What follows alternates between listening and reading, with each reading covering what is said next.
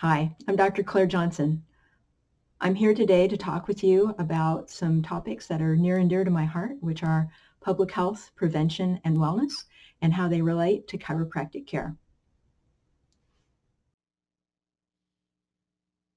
I would like to take a moment to thank the following people and entities and provide the following disclosures. This presentation will address the following questions. What is health and public health? What is the prevention spectrum? And how can we apply health promotion and wellness in practice? In the first part of this presentation, we will take a closer look at health and public health.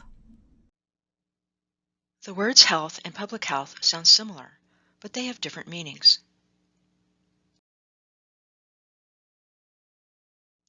The World Health Organization has given us a definition for health, which is a state of complete physical, mental, and social well-being, and not merely the absence of disease. This definition is an especially good fit as this matches the principles and practices of the chiropractic profession. Public health is similar, and it expands on the concepts of health to many people. In this definition, public health is the science and art of preventing disease, prolonging life, and promoting health through the organized efforts and informed choices of society, organizations, public and private communities, and individuals. So public health is a group effort impacting the health of the group. As chiropractors, we mainly focus on our patients as individuals. When we start to think about our communities, that's when we start to think about public health. We know that there is a range of health that people and populations experience, from optimum health to disease, disability, and death. From a chiropractic viewpoint, we work with our patients to reduce disease and disability. We care for patients with acute and chronic conditions, most often associated with the neurological and musculoskeletal systems. And as chiropractors, we also work with our patients in a holistic way to achieve optimal function. As chiropractors, we help individuals through a range of health needs throughout their lifespans. So as healthcare providers, chiropractors mainly focus on the health of the individual. Public health workers focus on the health of a group of people, such as a community or a specific population. Even though each are unique, there are areas that healthcare providers and public health work overlap. When we both approach a health issue from each of our directions, we can help fortify the health of the public. We know back pain is a very expensive condition and is a huge cost and burden to society. We also know that there are health problems associated with spine conditions that both chiropractors and public health workers recognize as issues that need to be solved. By approaching these issues together from each of our own strengths, we can work to achieve better health for our patients and the public. As public health advocates, chiropractors can reinforce public health activities that are happening in our communities and expand our influence to help others in addition to the patients in our practices. There is a spectrum of prevention, health promotion, and wellness. Let's take a closer look now at how these relate to chiropractic care. What is the prevention spectrum? Our lives are made up of the dynamic between optimum health and disease and disability. Through various levels of prevention, we try to prevent illness from occurring. Let's review the 5 levels of prevention. Tertiary prevention is when we try to reduce the suffering and complications after a condition is already present. For a disease such as spinal osteoarthritis, our main goal is to try to help the patient rehabilitate and to improve their function. Secondary prevention is when we catch the condition early. Let's use osteoporosis for example. In secondary prevention, we can catch bone thinning before a vertebral fracture occurs. Our goal is to help the patient slow progression and possibly help to prevent future vertebral fractures. For primary prevention, we focus on preventing the condition before it occurs. For example, we know that exercise may help some individuals reduce the risk for developing low back pain and associated disability. Educating our patients about this important association may help them to achieve better health. Primordial prevention is when we take prevention one step further upstream and work to prevent the issue before it could happen. One example is the improvement of industry standards for head restraints in cars. Simply by modifying the design, it was estimated that there was a 43% reduction in neck injury claims. Quaternary prevention is also very important. The purpose is to prevent unintentional harm from our actions. Quaternary prevention is about first doing no harm. For example, at one time it was thought that bed rest would help people recover from back pain. However, research has shown that the use of bed rest actually slows patient recovery. Another example is the use of unindicated MRI, which not only causes increased health costs, it may cause patients to perceive that they are ill when they are not, which results in greater disability for the patient. Each of these are examples of how a decision by a healthcare provider can result in poorer outcomes for the patient. Quaternary prevention aims to prevent unintended harm. Our patients trust us as their healthcare providers, so it is our duty to provide our patients with accurate, up-to-date information that is grounded in science. When we use trusted sources, such as the World Health Organization and others, this allows us to tap into these resources for the best possible information to share with our patients. The health prevention spectrum helps us better understand the different types of prevention and allows us to incorporate these actions into our chiropractic practices so that we can be better advocates for public health.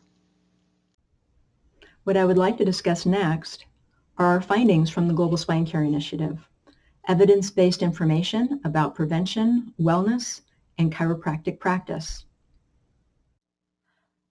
How can we apply health promotion and wellness in practice? Spine-related disorders are a leading cause of global disability and are a burden to society and to public health. The Global Spine Care Initiative took a closer look at these issues related to spine care on a global level. If you would like to read more about this, you can download these papers for free at worldspinecare.org. And in one of the studies, we looked at factors associated with common spinal disorders, which has a lot to do with public health. Here are some of our findings.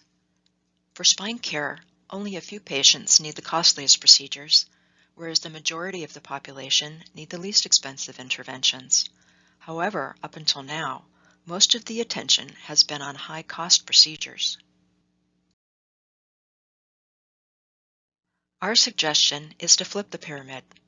We need to increase our focus on resources for the majority of the population to help improve health and to prevent spinal conditions from becoming chronic or from ever occurring.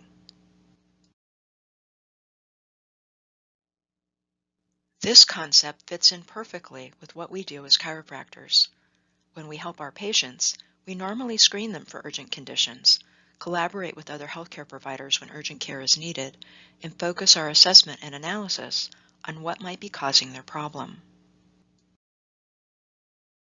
When we make sure that we include the prevention portion of the healthcare pyramid in our practices, this gives us amazing power to better help our patients and at the same time help to contribute to community health. We are already aware of many of these concepts in chiropractic practice. Now we get to take a look at how they relate to public health. We know that there are many different factors associated with back pain. Some are non-modifiable. They cannot be changed. However, knowing these factors provide us with important information to help guide our patients to better health. For example, women are more prone to osteoporosis and therefore vertebral fractures later in life. Knowing this information can help us guide our female patients into ways that they can reduce their risk for osteoporosis. The sooner we catch it, the better the outcomes for our patients. We could slow down, stop, or maybe even reverse potential outcomes with support and patient education. On the public health side, community activities may include screening for bone density, as well as interventions such as safe environments for exercise and public health messaging. As chiropractors, we can advocate for these actions and work together with the public health side. When we identify modifiable risk factors, we can apply the principles from the prevention spectrum to help our patients. For example, being overweight has been associated with back pain, but also with many other chronic conditions. As chiropractors, not only can we help our patients transition through their painful episode, but we can continue to help them to achieve better health, such as through improving their physical activity and making healthier life choices. By helping our patients this way, not only do we help them reduce their current complaint, we may help them to prevent future health issues.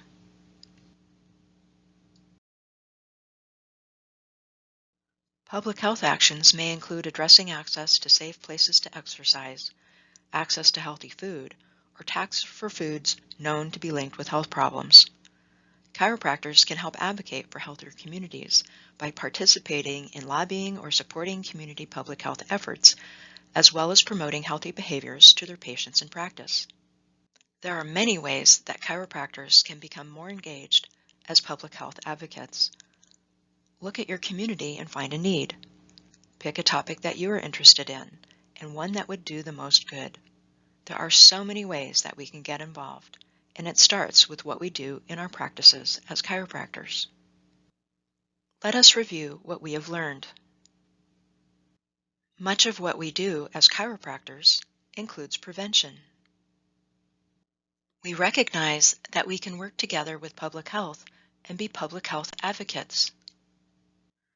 We learned about the 5 levels of the prevention spectrum, which helps us better understand the different types of prevention and allows us to incorporate these actions into our practices.